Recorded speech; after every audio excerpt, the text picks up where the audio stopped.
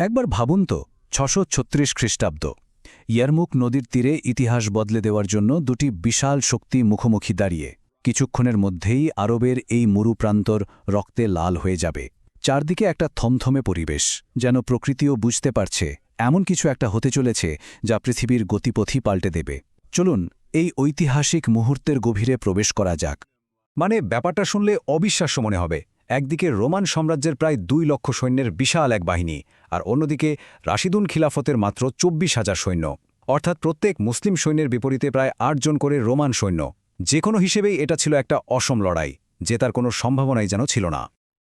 আর রোমানদের আত্মবিশ্বাস সে তো ছিল একেবারে তুঙ্গে। তাদের সেনাপতি ভাহান তো সোজাসাপটা হুমকি দিয়ে বসলেন। তার কথাতে পরিষ্কার বোঝা যাচ্ছিল তারা এই আরব বাহিনীকে কোনো পাত্তাই দিচ্ছিল না।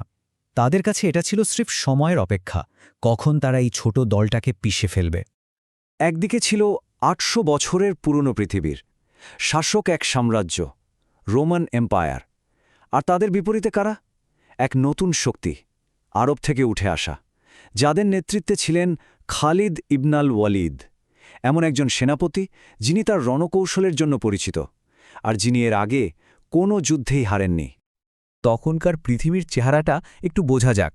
তখন দুটোই মাত্র সুপার পাওয়ার ছিল, রোমান আর পারস্য সাম্রাজ্য। তারাই ছিল বিশ্বের নিয়ন্ত্রক। এই বিশাল শক্তিদের পাশে সদ্য এক হওয়া আরবদেরকে কেউই তেমন গুরুত্ব দিত না। তাদের চোখে আরবরা ছিল একটা নগণ্য শক্তি, কোনো হুমকিই নয়। কিন্তু আসল লড়াইটা কিন্তু তলোয়ার দিয়ে শুরু হয়নি, হয়েছিল বুদ্ধি দিয়ে। যুদ্ধক্ষেত্রে নামার অনেক আগেই দুই সেনাপতির মস্তিষ্কে এই যুদ্ধের নকশা তৈরি হয়ে গিয়েছিল। চলুন দেখি কিভাবে এই কৌশলের লড়াই যুদ্ধের ভাগ্য নির্ধারণ করে দিল। রোমান সম্রাট হেরাক্লিয়াসের প্ল্যানটা ছিল একেবারে টেক্সটবুক, যাকে বলে ডিভাইড অ্যান্ড কঙ্কার। মুসলিম বাহিনী তখন সিরিয়ার বিভিন্ন জায়গায় ছোট ছোট দলে ভাগ হয়েছিল। হেরাক্লিয়াসের পরিকল্পনা ছিল তার বিশাল সৈন্যবাহিনী দিয়ে এই ছোট দলগুলোকে একে একে ঘিরে ফেলে শেষ করে দেওয়া। খুবই সহজ আর কার্যকরী পরিকল্পনা। কিন্তু খালিদ ইবনু আল ওয়ালিদ এই চালটা ধরে ফেলেছিলেন, আর তিনি যা করলেন তা ছিল এক কথায় মাস্টার স্ট্রোক। তিনি সব মুসলিম বাহিনীকে পিছু হটার ভান করে ইয়ারমুকের প্রান্তরে একত্রিত হওয়ার নির্দেশ দিলেন। এতে রোমানদের মনে হল আরবরাও ভয় পেয়ে পালাচ্ছে। আসলে খালিদ তাদেরকে নিজের পছন্দের যুদ্ধক্ষেত্রে একটা চূড়ান্ত লড়াইয়ের জন্য টেনে আনছিলেন। খালিদ শুধু সব সৈন্যকে এক জায়গায় আনলেন না, তিনি যুদ্ধের ময়দানটাও নিজে বেছে নিলেন। আর কি দারুণভাবে দেখুন, তিনি শিবির ফেললেন পূর্ব দিকে, যাতে রোমানদের সারা দিন সূর্যের দিকে তাকিয়ে লড়তে হয়। তাদের পেছনে রাখলেন এক গভীর গিরিখাত, মানে পালানোর পথ প্রায় বন্ধ। আর নিজের বাহিনীর পেছনে রাস্তা রাখলেন খোলা, যাতে রসদ বা বাড়তি সৈন্য আসতে কোনো সমস্যা না হয়। যুদ্ধের ঠিক আগে রোমান সেনাপতি ভাহান শেষ চেষ্টা করলেন। খালিদকে সোনাদানা আর অনেক কিছু লোভ দেখিয়ে যুদ্ধক্ষেত্র থেকে সরে যেতে বললেন। কিন্তু খালিদের জবাবটা ছিল এমন কিছু যা রোমানরা হয়তো কল্পনাও করতে পারেনি। তিনি শান্তভাবে বললেন, তোমরা এমন এক বাহিনীর মুখোমুখি হতে চলেছ যারা মৃত্যুকে ততটাই ভালোবাসে যতটা তোমরা জীবনকে ভালোবাসো। এই একটা কথাতেই দুই পক্ষের মানসিকতার পুরো পার্থক্যটা ফুটে উঠেছিল। এরপর যা শুরু হলো তা ছিল এক ভয়ঙ্কর যুদ্ধ। প্রথম ৪ দিন ধরে চলল এক রক্তক্ষয়ী লড়াই, যা দুই পক্ষেরই ধৈর্যের চরম পরীক্ষা নিচ্ছিল। প্রথম ৩ দিনের যুদ্ধের ধরনটা ছিল প্রায় একই রকম। রোমানরা তাদের বিশাল সংখ্যা নিয়ে বারবার ঝাঁপিয়ে পড়ছে, আর খালেদের বাহিনী অসাধারণ কৌশল আর দৃঢ় মনোবল দিয়ে তা আটকে দিচ্ছে। বিশেষ করে খালেদের অশ্বারোহী বাহিনী, যারা ঝড়ের বেগে এক প্রান্ত থেকে অন্য প্রান্তে গিয়ে রোমানদের সব পরিকল্পনা বানচাল করে দিচ্ছিল। কিন্তু চতুর্থ দিনটা ছিল অন্যরকম।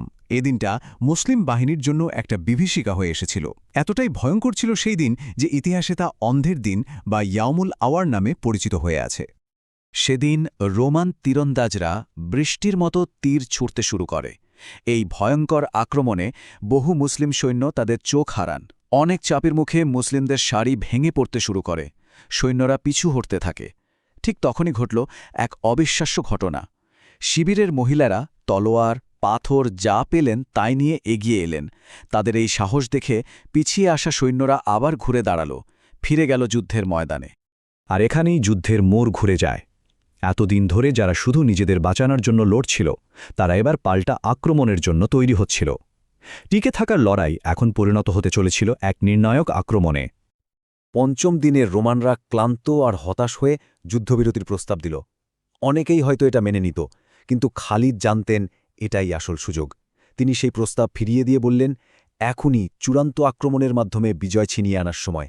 আমাদের পরিকল্পনাটাই ছিল শত্রুকে প্রথমে ক্লান্ত করে ফেলা।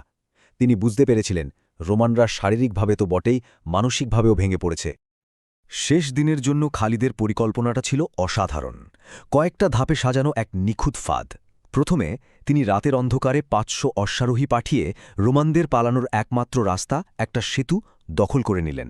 তারপর 8000 সৈন্যের একটা বিশাল অশ্বারোহী বাহিনীকে পাহাড়ের আড়ালে লুকিয়ে রাখলেন। এরপর নিজে পুরো বাহিনী নিয়ে ঝাঁপিয়ে পড়লেন আর ঠিক সময়ে লুকিয়ে থাকা বাহিনীকে নির্দেশ দিলেন পেছন আর পাশ থেকে আক্রমণ করার জন্য। এই একটা যুদ্ধ বদলে দিতে চলেছিল পৃথিবীর ইতিহাস। ইয়ারমুকের প্রান্তরে সেদিন রক্ত দিয়ে লেখা হয়েছিল এক নতুন বিশ্ব ব্যবস্থার প্রথম অধ্যায়। চলুন দেখি সেই চূড়ান্ত পরিণতি। খালিদের প্ল্যানটা কাজ করল একেবারে ঘড়ির কাঁটার মতো। পালানোর রাস্তা বন্ধ, আর পাশ থেকে হঠাৎ করে অশ্বারোহী বাহিনীর আক্রমণ। বিশাল রোমান বাহিনীটা কিছু বুঝে ওঠার আগেই ভেঙে টুকরো টুকরো হয়ে গেল। গতি আর বিস্ময়, এই দুটো অস্ত্র দিয়েই খালিদ এক অসম যুদ্ধকে সম্ভব করে তুলেছিলেন। ফলাফল অবিশ্বাস্য। রোমানদের প্রায় 2 লক্ষ সৈন্যের অর্ধেকেরও বেশি হয় মারা গেল অথবা বন্দী হল। আর মুসলিমদের দিকে ক্ষতি খুবই সামান্য, মাত্র কয়েক হাজার। সংখ্যার বিচারে যা অসম্ভব মনে হচ্ছিল, কৌশলের কাছে তা ধুলোয় মিশে গেল। এই যুদ্ধের পর পৃথিবীর মানচিত্রটাই যেন বদলে গেল। ইয়ারমুখের আগে আরবরা ছিল একটা আঞ্চলিক শক্তি মাত্র। যুদ্ধের পর তারা হয়ে উঠল এক নতুন বিশ্বশক্তি। সিরিয়া আর তার আশেপাশের এলাকা থেকে বাইজেন্টাইন বা রোমান শাসনের অবসান হল। ক্ষমতার ভারসাম্যটা চিরদিনের জন্য পাল্টে গেল। ইয়ারমুকের প্রভাবটা ছিল অমচম। এখান থেকেই ইসলামের প্রসার দ্রুত গতিতে শুরু হয়। খালিদ ইবনে আল ওয়ালিদ তো ইতিহাসের পাতায় অন্যতম সেরা সেনাপতি হিসেবে অমর হয়ে গেলেন। তার রণকৌশল আজও সারা পৃথিবীর মিলিটারি একাডেমিগুলোতে পড়ানো হয়। আর সবচেয়ে বড় শিক্ষাটা হলো, এই যুদ্ধ প্রমাণ করে দিয়েছিল যে সঠিক কৌশল আর অদম্য ইচ্ছা থাকলে সংখ্যাটা আসলে কোনো ব্যাপারই না। সবশেষে একটা প্রশ্ন কিন্তু থেকেই যায়, ইতিহাস কি শুধু বিশাল সেনাবাহিনী দিয়ে তৈরি হয়, নাকি একজন মানুষের অসাধারণ রণকৌশলী ইতিহাস বদলে দেওয়ার জন্য যথেষ্ট? ইয়ারমুকের যুদ্ধ আমাদের এই প্রশ্নটা নিয়ে নতুন করে ভাবতে শেখায়। ভবিষ্যতে এই ধরনের আরও ঐতিহাসিক ও শিক্ষামূলক ভিডিও মিস করতে না চাইলে ভিডিওটি লাইক করুন এবং সাবস্ক্রাইব করে বেল আইকনটি বাজিয়ে দিন। পাশে থাকার জন্য অসংখ্য ধন্যবাদ।